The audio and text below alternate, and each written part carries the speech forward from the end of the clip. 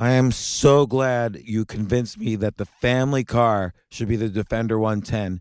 It is so beautiful inside, it's so comfortable, and it just feels indestructible. Yes, it really is. I've been waiting a long time for the new model to come out. The Defender 110, I'm telling you, it's my favorite car of all times. It's my third one.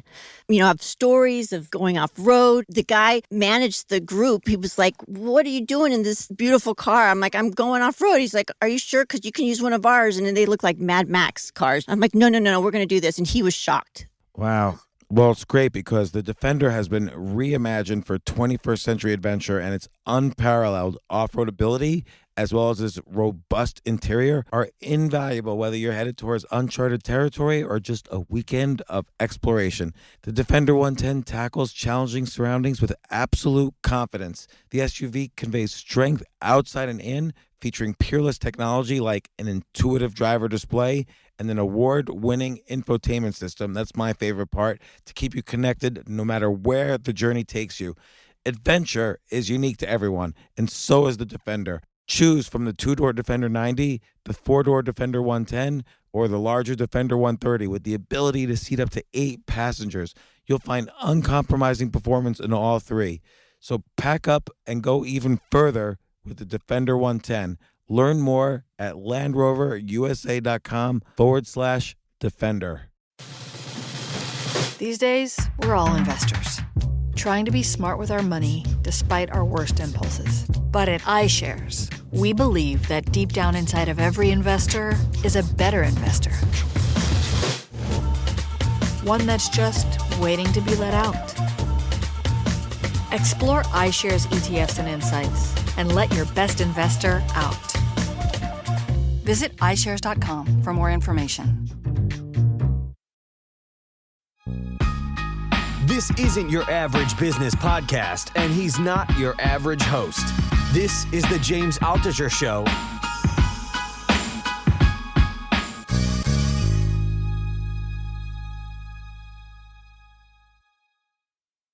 Remember, like 20 years ago, David Bowie took his catalog and he borrowed, I think it was about $700 million, and it was going to be the interest rate that the lenders would get would be based on how well those albums did over the next 10, 20 years. And people who invested in those, they're now across the industry called Bowie bonds, and his was the first one. They made a significant amount of money, like definitely more than interest rate returns were returning then, and probably more than stock market returns. But people like you and me couldn't get Bowie bonds. Like, you had to call a bond broker who knew about those bonds, who could then get access to them. And there was no market to trade them. Like, you wouldn't be able to buy them after they initially sold. And that's almost like a relic. Like, that's an antique way of thinking. Like, technology's already here, where if someone like David Bowie wanted to do this now, he could tokenize in the same way. And now anybody could buy them at any point. And then it'd be a market to trade them. Be Uniswap or Sushi Swap or Pancake Swap or whatever. But the one thing I always think is, and this is, again, like the early days of not only the internet, but anything, it's hard to do this. Like the average person is not going to suddenly say, "Oh, I'm going to sell Exxon on the New York Stock Exchange through my Fidelity account, and I'm going to buy some weird altcoin on Sushi Swap, and I'm going to figure out my MetaMask wallet and what I should do with my private key. I'm going to have a seed phrase for my private key, and then maybe I'm going to get a safety deposit box for my cold storage wallet." Like, it's too complicated right now for the average person. The frictions are very high. And one of the nice things that's coming out of the FTX debacle is because many institutions had kept their assets on FTX. Some of them were basically using it for custody or storage.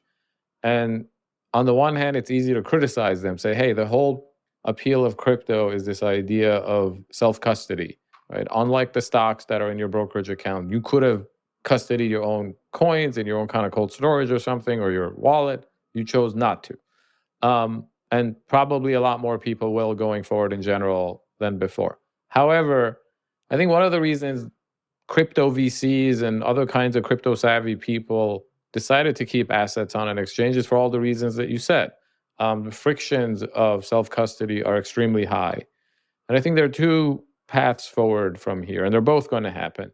One is that the industry is doubling down on ways to make key management and self-custody a lot easier, with ideas like there's something called account abstraction, or even a simpler one that the audience could relate to, social backups. As you alluded to, right now, if you self-custody, you initialize a wallet, you have a seed phrase that really represents the right to own those assets, and you have to go back it up somewhere. You can't just have it on like one computer or device because that could crash, it could get stolen.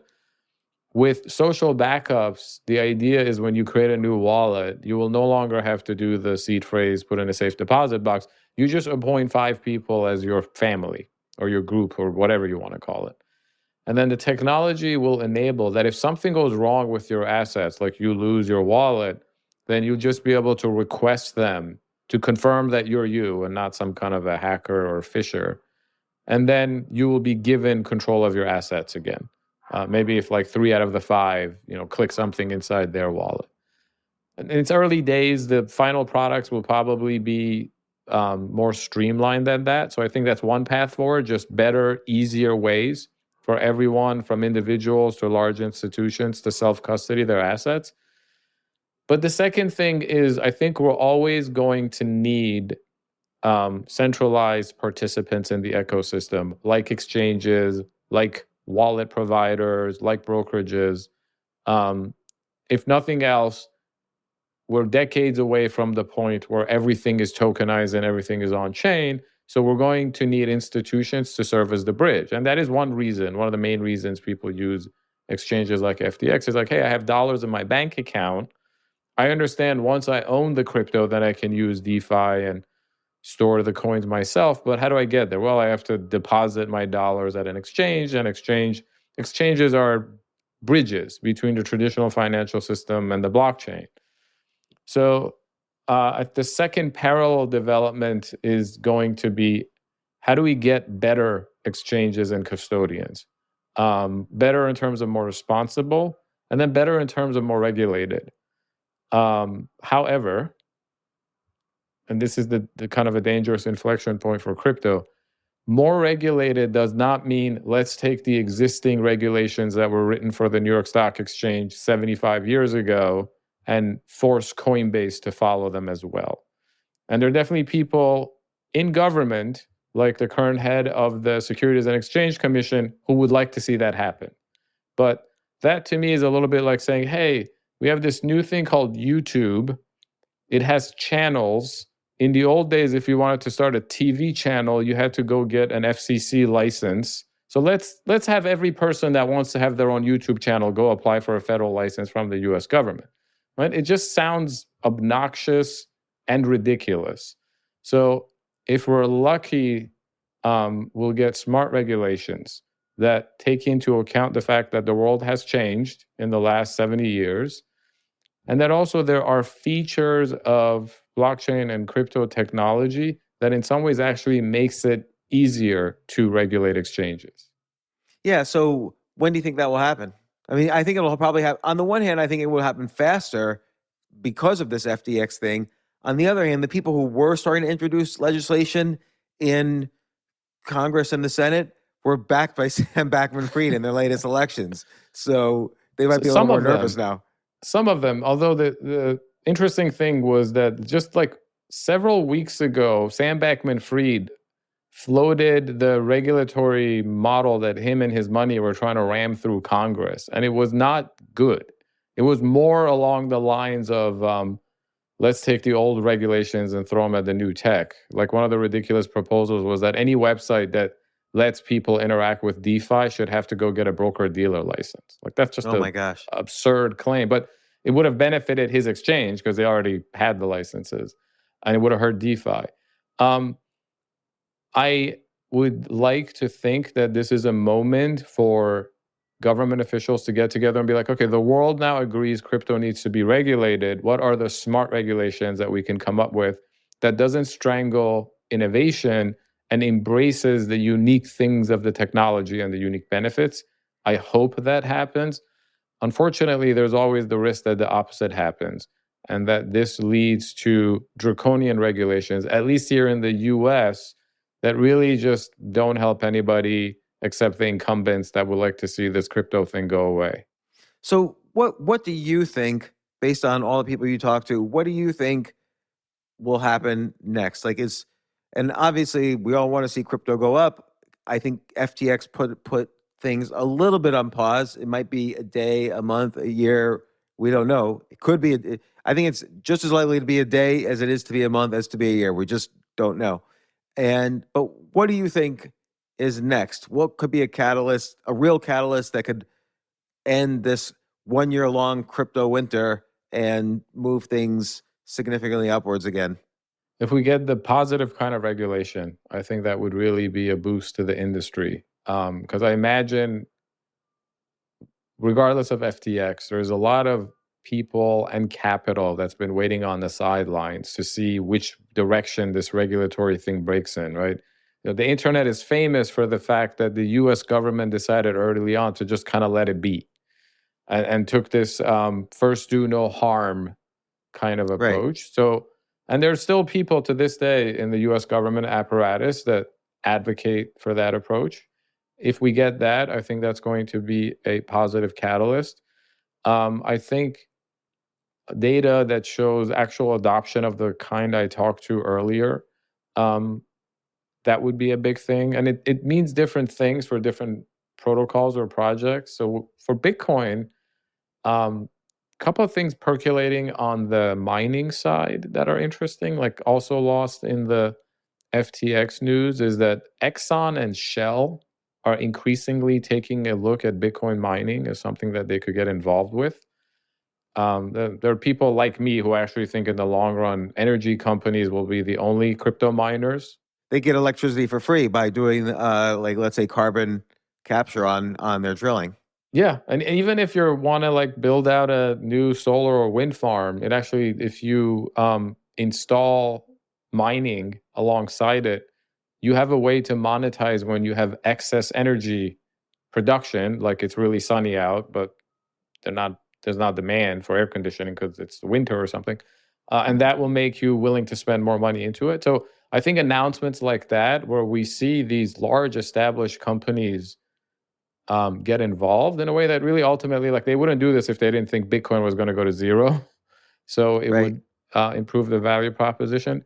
I think within a year or two, we're going to start seeing Bitcoin get adopted at the state level. And I'm talking about central banks and sovereign wealth funds start playing with But it. don't you think they're waiting for regulation to occur? Not necessarily, because that story is a geopolitical story and a de-dollarization story. And hey, we just saw both Russia and Afghanistan get its dollar reserves basically be confiscated by the US government. That calls into question the reliability of the US dollar as a global reserve currency. But there is no other option that's necessarily better. And I'm by no means arguing that like everyone's going to just suddenly like switch all their dollar reserves to Bitcoin. But when people talk about Bitcoin as a store of value, the one thing they leave out is that it's a store of value that comes with its own censorship resistant payment system. And that's never existed before, right? Even neutral What do you mean form. by censorship resistant? Nobody can prevent anybody from having a Bitcoin wallet and sending coins to anybody else. And that's true enough for a bar of gold. It's just that it's literally impossible for me to send a bar of gold from here to Australia if I had reason to. It would be very, very risky and expensive to do it. That's one of the reasons we don't use gold for things like cross-border settlement. Nobody wants money that's harder to transport than the good or service that you're using it to pay for. So Bitcoin has these gold-like properties in that it's neutral. A government cannot just print a lot of it. If you have Bitcoin, nobody can prevent you from spending it, just like if you had to borrow gold and you wanted to give it to somebody else. Other than physical coercion, which is hard, nobody can prevent you from spending it. So I think this idea that we now have credibly neutral money solves a major problem the world has, which is that it increasingly does not trust the United States to be the steward of neutral money. partly because of the inflation that the Fed keeps creating, and partly from the fact that we've continuously weaponized access to the dollar as a foreign policy tool. So the alternative to me eventually will be Bitcoin. But again, I'm not saying everybody's going to put all their money in Bitcoin. There are many reasons why I don't think Bitcoin will ever get that level of adoption. But I think Bitcoin makes a lot of sense as a sort of like a break glass in case of emergency money. That governments, corporations, even individuals, you'll keep like 5% of your savings in Bitcoin because you never know when you're in a pinch and whatever other money you were using is no longer available to you. Bitcoin will always be available because the network is decentralized. Yeah, and then I guess and then look at Ethereum. So whereas Bitcoin is the flight to safety, perhaps for countries and sovereign wealth funds, as opposed to the dollar, Ethereum is kind of like the programming language to make it all happen. And Ethereum is deflationary right now. There's less Ethereum right now than there was last week, and there will be less Ethereum a week from now than there is right now, probably. So eventually, if supply is going down, whenever demand kicks in again, and demand comes not just from speculators, but from people building things who are using Ethereum, which is different than stocks, which is just about investing, Ethereum price could go. That's why I think Ethereum is much higher off of its lows than Bitcoin right now.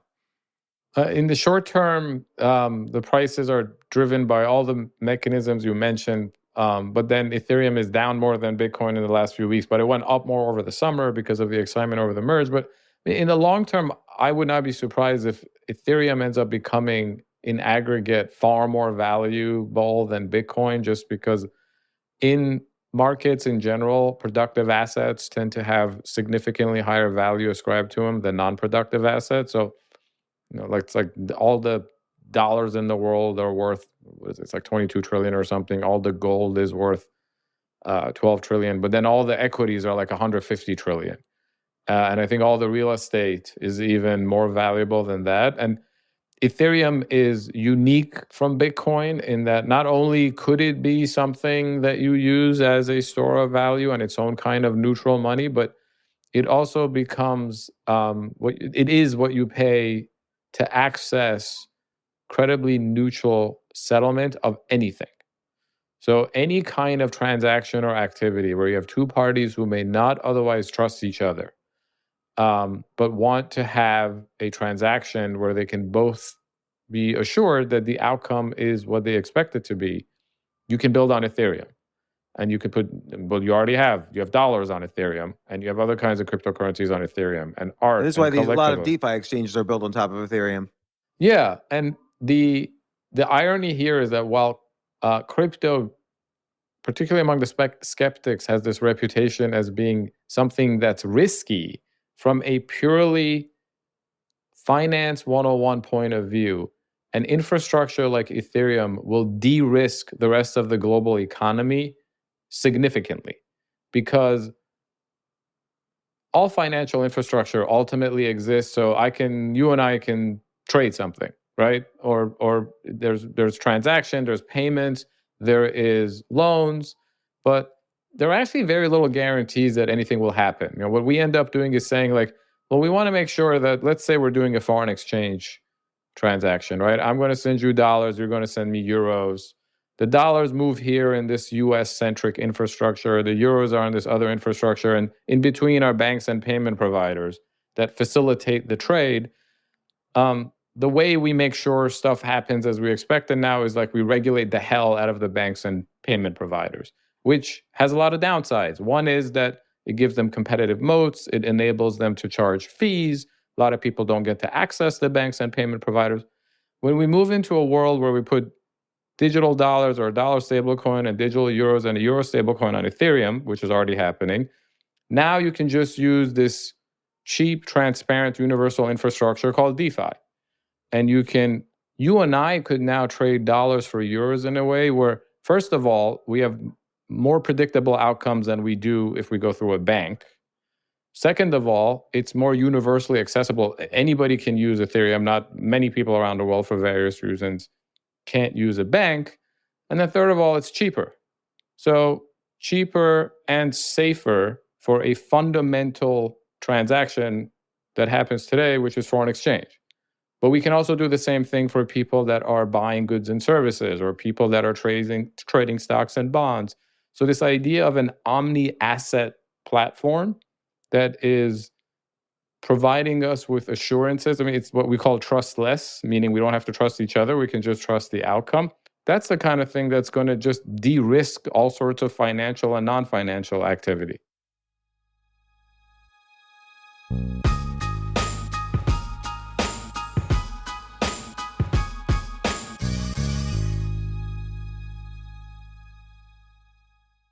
You know what I love about fantasy sports is that even though I'm not going to be a great basketball player or a baseball player or a football player or whatever, I feel like I get to participate and make decisions and use my knowledge of these different leagues or these different sports to compete. So it's like I can pick my team or I can pick my favorite players and I could use my knowledge to make predictions and maybe even make money. So with the basketball season here, you can now pick combo projections across football and basketball from the Specials League on Prize Picks. This is a league created specifically for combo projections that include two or more players from different sports or leagues. Want to play alongside some of Prize Picks' favorite players like rapper Meek Mill and comedian Andrew Schultz, who's also been a guest on this podcast, and I've been a guest on his? You can now find community plays under the promos tab of the app to view entries for some of the biggest names in the Prize Picks community each week. Look, Prize Picks even offers a reboot policy so that your entries stay in play even if one of your players gets injured. For football and basketball games, if you have a player who exits the game in the first half and does not return in the second, that player is rebooted. Prize Picks is the only daily fantasy sports platform with an injury insurance policy. What? So I love playing it. I love anywhere where I can use analytical ability with my interests to demonstrate some skill and maybe make some money. And I like the game-like aspect. I do wish they had chess as a category on prizepicks.com, but I'll settle for what they've got. Maybe I should make my own fantasy chess league. But in any case, I love Prize Picks. Go to prizepicks.com/James. Use code James for a first deposit match up to $100. That's the easiest $100 you're ever going to make. So that's prizepicks.com/James and use code James. Daily fantasy sports made easy.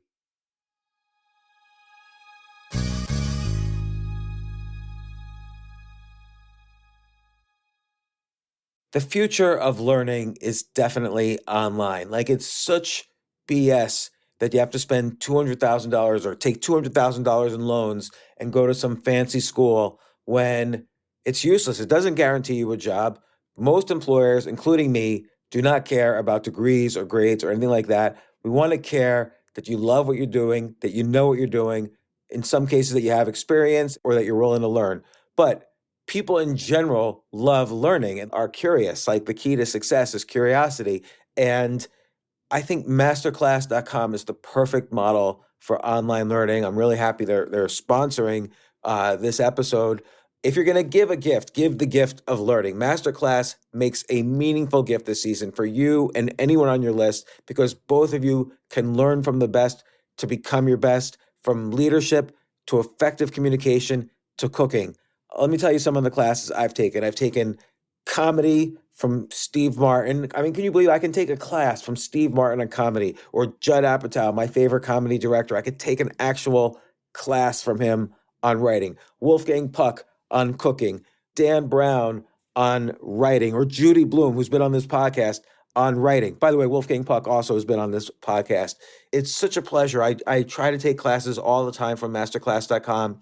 And whether you're watching Masterclass on TV or listening in audio mode in the app or on their site, the quality speaks for itself. It's like these Masterclass instructors are your own personal mentors that are going to help you reach the next level. How much would it cost to take one-on-one classes on comedy from Steve Martin or on chess from Gary Kasparov? You just wouldn't be able to do it. But it would cost hundreds of thousands of dollars.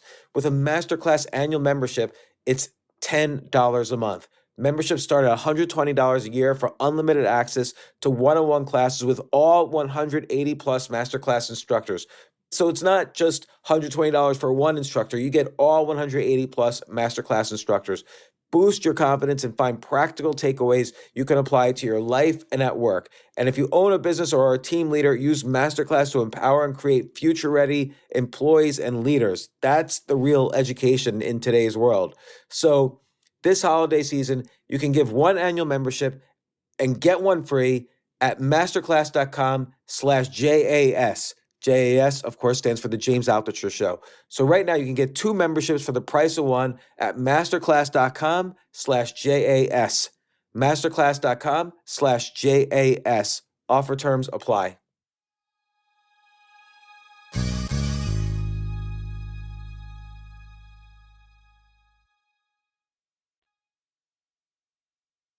The whole point in this FTX thing is ironic in that this is almost a good anecdotal example of why we need crypto is because FTX was not really about crypto. It was just a corrupt offline exchange of assets.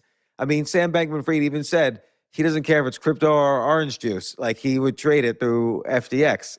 But of course, it's being associated correctly. So it's being associated with crypto, but it's kind of against the point of crypto. And that's why the DeFi exchanges haven't blown up in fraud, because you can't have a fraud on them.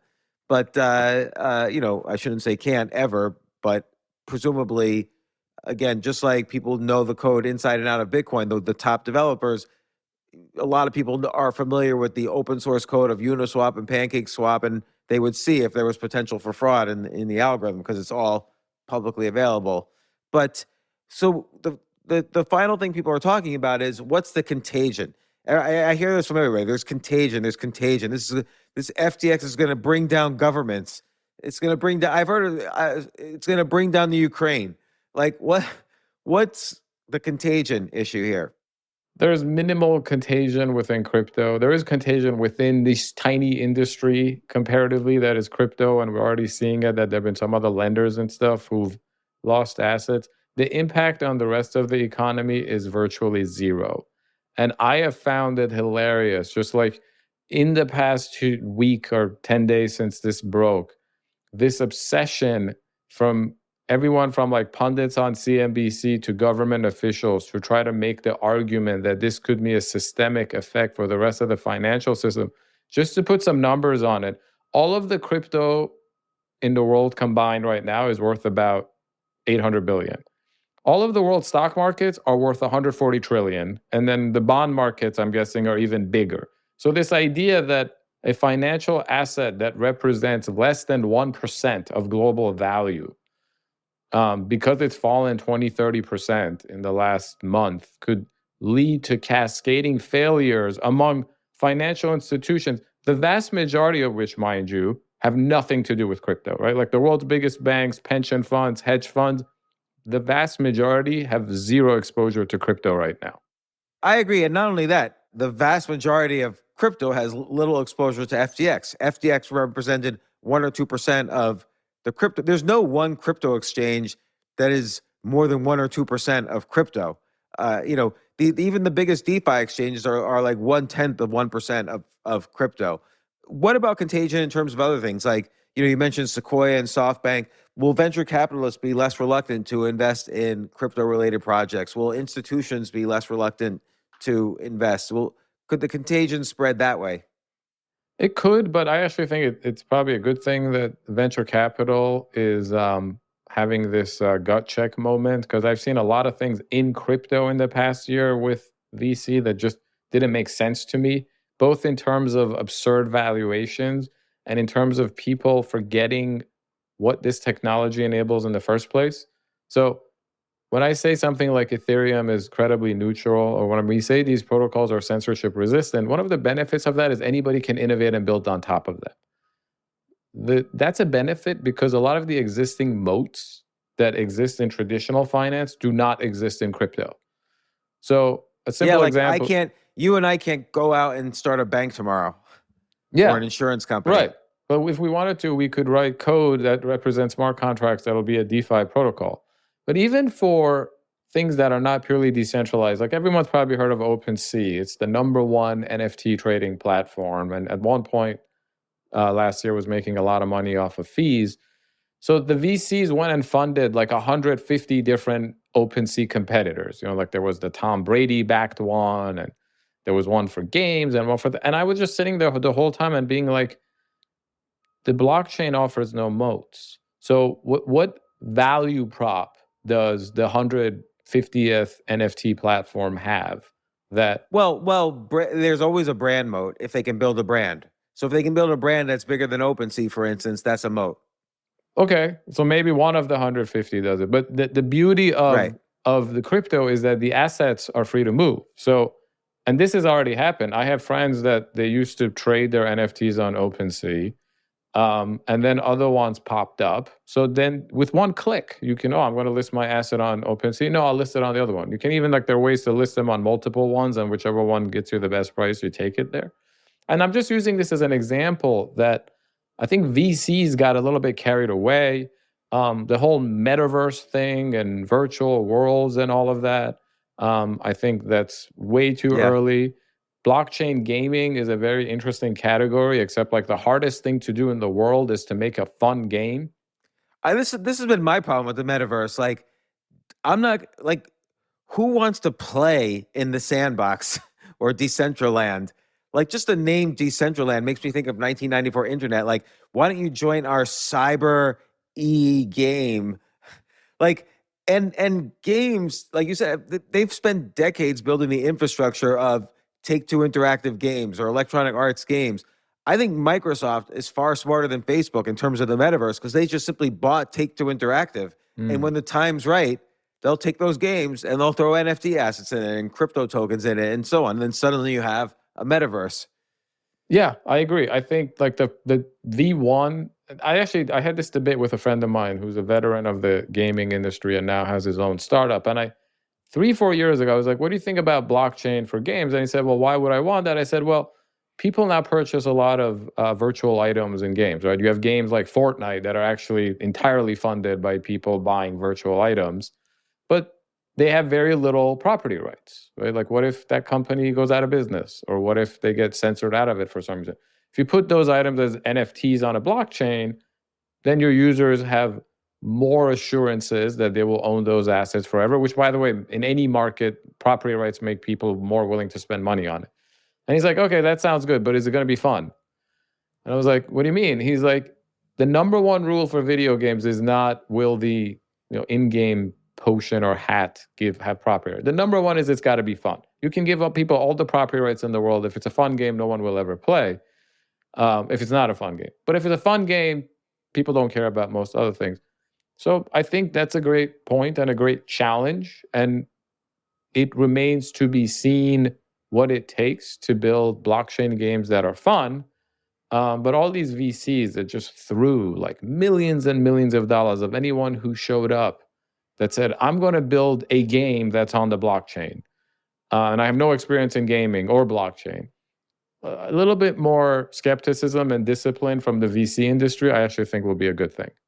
I agree with that. I think it got a little out of control, just like in 1999, how VC money into internet companies got out of control. And hopefully it'll temper that, and hopefully it'll be faster. The comeback, I don't think it's going to be 3 years for a comeback, but my guess is after this. I mean, the other thing is FTX is kind of the biggest, you can't imagine a bigger scandal in crypto because there's not really anything bigger than FTX in terms of crypto. I mean, there's Coinbase and Binance. Right. But what other crypto projects even are bigger than how big FTX is? They're not, we're talking tens of billions. Most, crypto projects are in the tens of millions, and not even most. I'd say the biggest crypto projects are really in the tens of millions. This happened to be exceptionally big. It is almost an outlier. It's so big.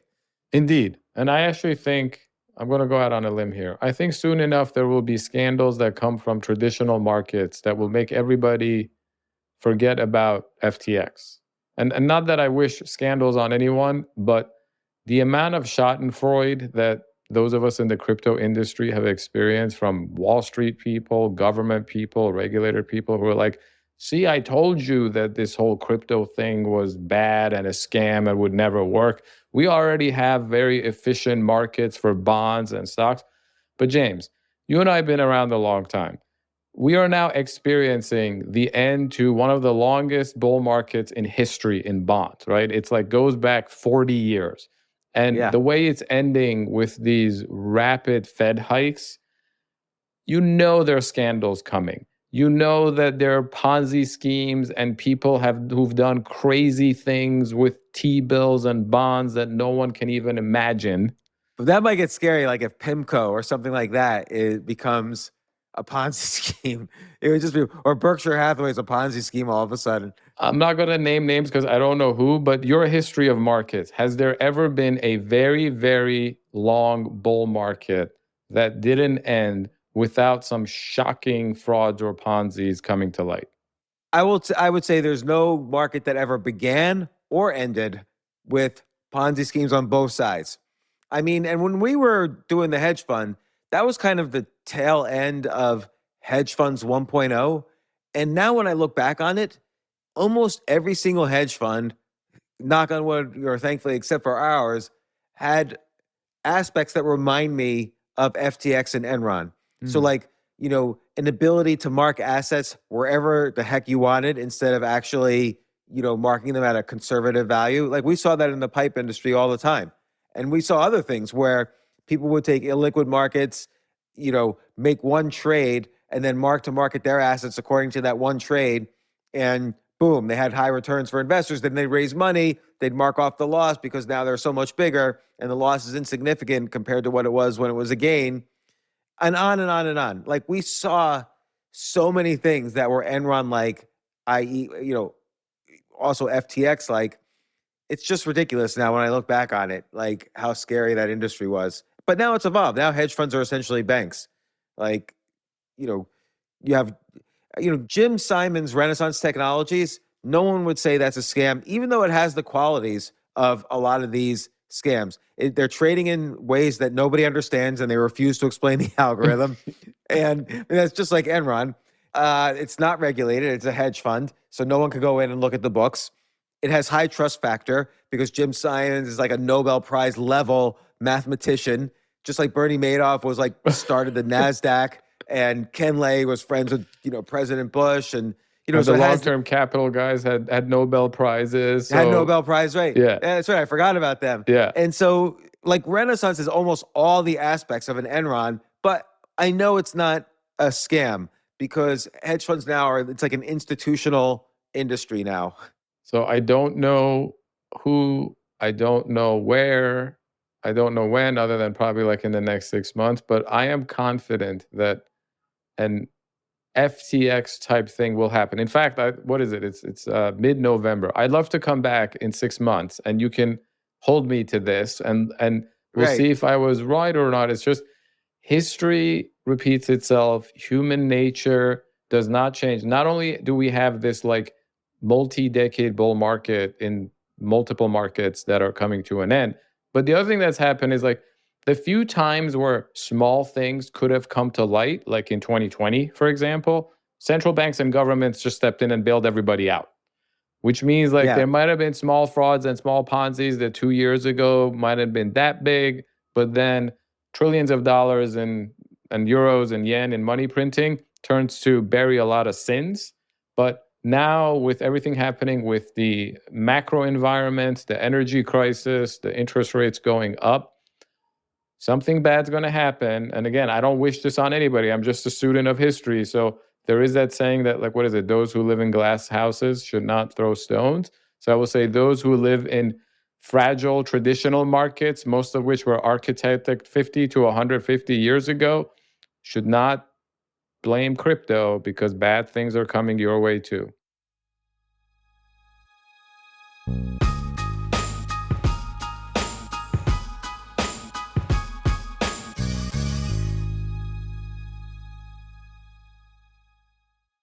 Oh my gosh, I love these clothes. Mizzen and Main. That's Mizzen and Main. It really is the most comfortable work clothes.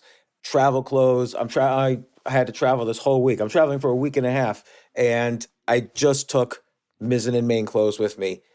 Close out 2023 in style with comfortable, breathable, packable, and machine washable pieces from Mizzen and Main.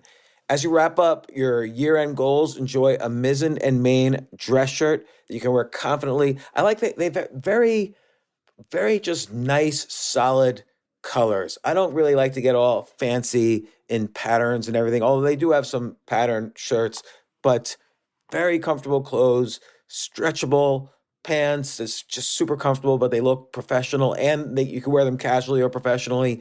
I like some of their flannel shirts or untuck shirts. I love untuck. I never tuck in. So again, whether you're shopping for a special someone or giving yourself the gift you really want, I just buy myself gifts.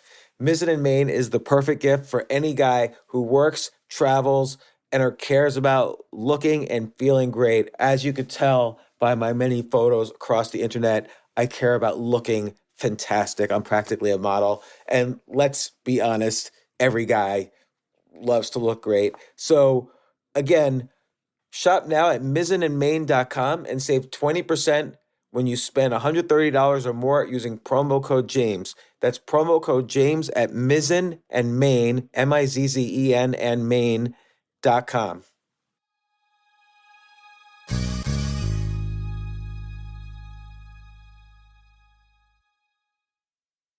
This is such a valuable service for all business owners, big businesses, small businesses, doesn't matter. I wish I had this in the many different businesses that I've started.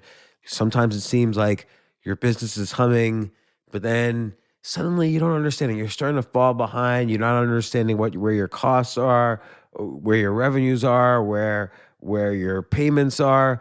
Teams are buried in all sorts of like BS work, and you can't seem to close the books. So you need like one dashboard, one source of truth.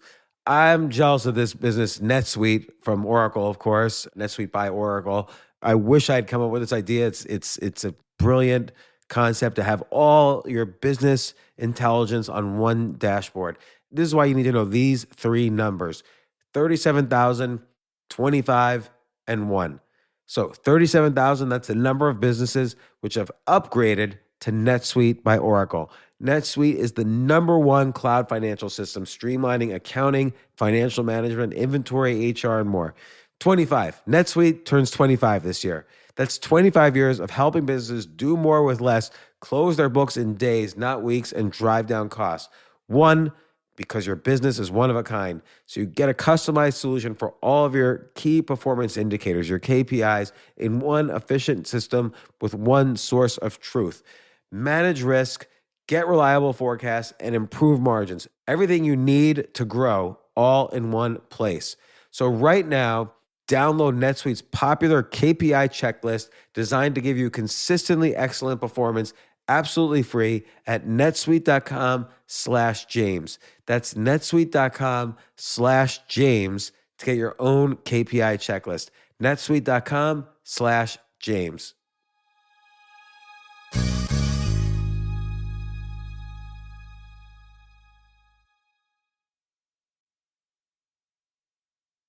I mean, we know this too from the Great Recession, 2002. Every bank is essentially a scam. And the only reason the Great Recession stopped, and this is really the topic for another podcast, is that for a while they changed the law so that banks have to accurately mark their assets at their real value.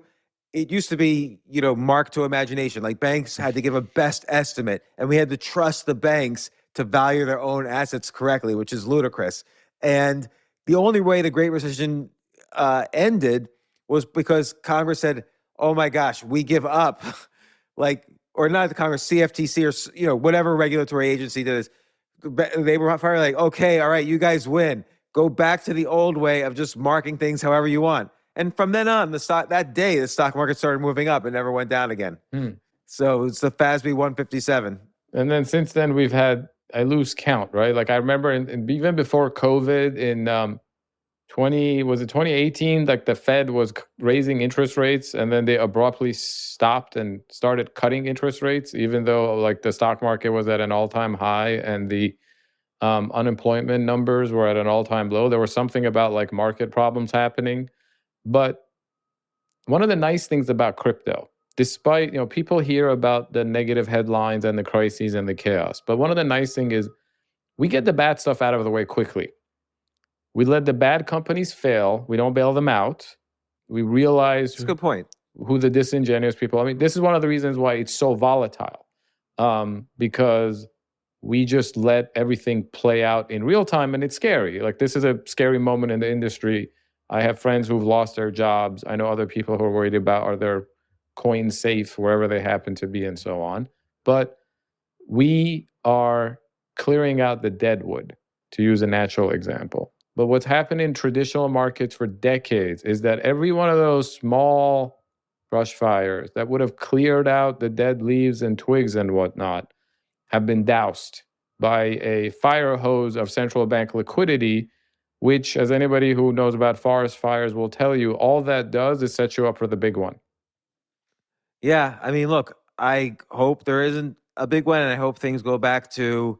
I hope, honestly, if I'm really being honest, I kind of hope the Federal Reserve just goes back to bailing everyone out all the time, because that's when the markets go up. Everyone makes a lot of money. Sure, some people are making money unfairly because they're getting the bailout and they're stealing it and whatever, but that's the Fed's fault, not my problem. And I like it when the stocks go up, and markets go up best when the Fed is throwing money at the economy. And not just the Fed, Congress as well. But that also leads to inflation. Yeah, I don't care. I'd rather have inflation than deflation. I'd rather see assets inflating, because then the stock market inflates. It's an interesting point. I don't know. The only reason the stock market's going down now is not because of inflation, but because they're worried the Fed will tighten so much that there will be deflation. Inflation's only bad, really, when either there's hyperinflation or inflation's only affecting a small part of the economy and not wage inflation. That's interesting. And I actually wonder this about crypto, because when I was writing the book, right, and I was studying the history of money and whatnot, there are all these people that have this false sense of history when it comes to think like gold and hard money, which is by nature fairly deflationary most of the time. One of the reasons you don't want deflationary money is that it just wreaks havoc with the rest of the economy. Like, if your money is going to appreciate in value, you don't want to spend it, you don't want to do anything, you don't even want to invest it, right? You're like, my money's becoming more valuable every day. Why would I go start a company? And then you also, when you have any kind of hard money or fixed supply money, what ends up happening is during a boom, you have all this borrowing and lending that synthetically increases the money supply. And then during the bust, you have a bunch of lenders blow up and the money supply contracts. So money goes from being very inflationary to very deflationary. And by the way, this is what's happening in crypto now, right? We had all these crypto lenders, Bitcoin lenders that popped up in the last couple of years. Price of Bitcoin went on and up and up. It was inflationary for the rest of the crypto space because the price of all the other coins were going up. The price of NFTs were going up. Now all the lenders blew up and the Bitcoin money supply is collapsing. So the value of everything else is coming down. So this interesting question, I don't have an answer to it, actually. Even Ethereum, right? You mentioned that Ethereum now might be deflationary because of this burn mechanism they introduced. Right. I'm not sure that's a good thing in the long run, because I think like ETH is something you want people to spend, right? You want them to spend ETH on DeFi and transaction fees and NFTs. But if it's deflationary, people are going to want to hoard it. Yeah, that's true.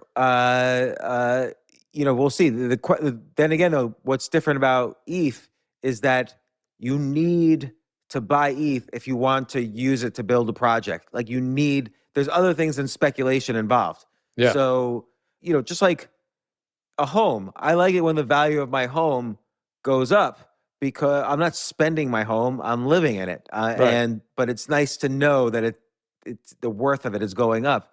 And I would argue, going back through the history of money, so deflation we know is bad. Deflation occurred in 1933, the beginning of the Great Depression. It occurred in 2009 during the Great Recession, and it occurred in March 2020 during when the pandemic started.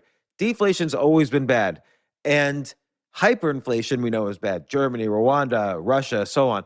But when has just inflation been bad?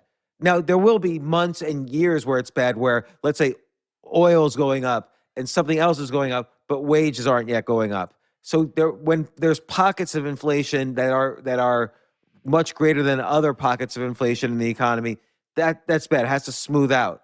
But when has inflation been in general bad over a long period of time? Like gold bugs, like people who are bullish on gold will say, oh, well, the US dollar has lost 97% of its value since 1903.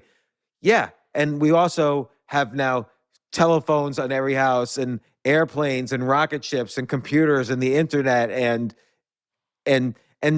painkillers for when you get your root canals that never used to. Like the highest cause of suicide in the 1800s was dental pain. Now, because of inflation, no more dental pain.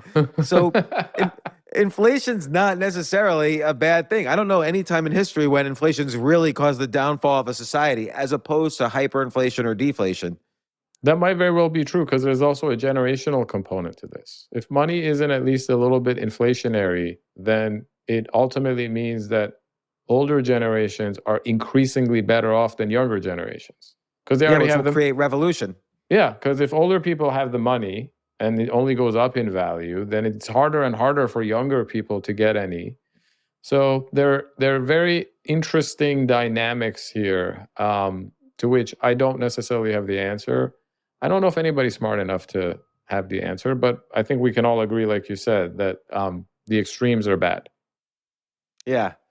Well, Omid, once again, author of Re-Architecting Trust, probably the smartest book on crypto I've ever read. The subtitle is The Curse of History and the Crypto Cure for Money, Markets, and Platforms. Omid Malekan, Malekan. Let me say that again, Malekan. You can follow you at Malekan Ohms, Malekan OMS, on Twitter. Everybody should do that. Thanks once again, Omid, for coming on the podcast. Always a pleasure. People should go back and listen to all our episodes, our Wall Street Insane episodes, because they were insane. And thanks again. Thanks for having me, James.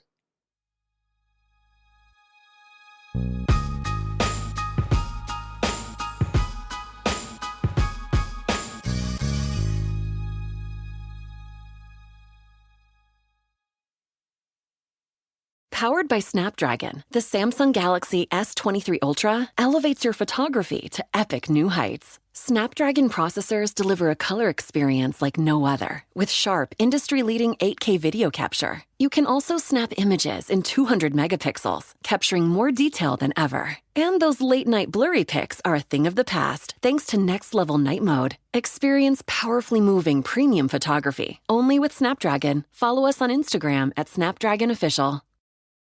Hey, Brad, you know how Nationwide is more than an insurance company? Yeah, they're one of America's largest financial services companies. Can we get that in a song like business, life, retirement? Or Nationwide's there to protect. I'm kind of the jingle guy. Not sure I agree with that. Well, I'm not sure I like your hat. Well, it would never fit on you. Products issued by Nationwide Life Insurance Company or Nationwide Life and Annuity Insurance Company. The general distributor for variable products is Nationwide Investment Services Corporation, member FINRA, Columbus, Ohio.